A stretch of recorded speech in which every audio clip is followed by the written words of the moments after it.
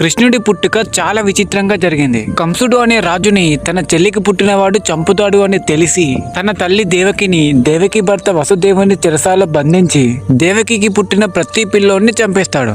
అలా మొత్తం 6గురిని చంపేస్తాడు. అయితే విష్ణుమూర్తి ఆదేశంతో అమ్మవారి రూపమైన యోగమాయి దేవకి కడుపుల్లో పెరుగుతున్న 7వ బిడ్డైన బలరాముణ్ణి రోహిణి కడుపుల్లో పెడుతుంది. తను కూడా నందుని భార్య అయిన యశోద కడుపులో ఒక ఆడపిల్లగా పుడుతుంది. దాంతో దేవకి 7వ బిడ్డ కడుపులోనే చనిపోయాడని కంసుడు అనుకుంటాడు.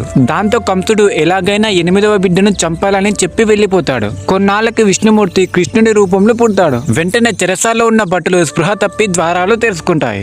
దాంతో వసుదేవుడు కృష్ణుడిని తీసుకెళ్లి యశోదాదేవి దగ్గర పెట్టి యశోదకు పుట్టిన యోగమాయని తీసుకొస్తాడు. మరుసటి రోజు కంసుడు వచ్చి ఆ యోగమాయను చంపడానికి ప్రయత్నించగా యోగమాయ వెంటనే దేవత రూపంలోకి వచ్చి కోపంతో విష్ణుమూర్తి వేరే దగ్గర సురక్షితంగా ఉన్నాడు అని చెప్పి వెళ్లిపోతుంది. అప్పుడు కంసుడు చాలా భయపడతాడు. అందరూ కింద సబ్స్క్రైబ్ బటన్ కొట్టేసి జై శ్రీకృష్ణ అని కామెంట్ చేయండి.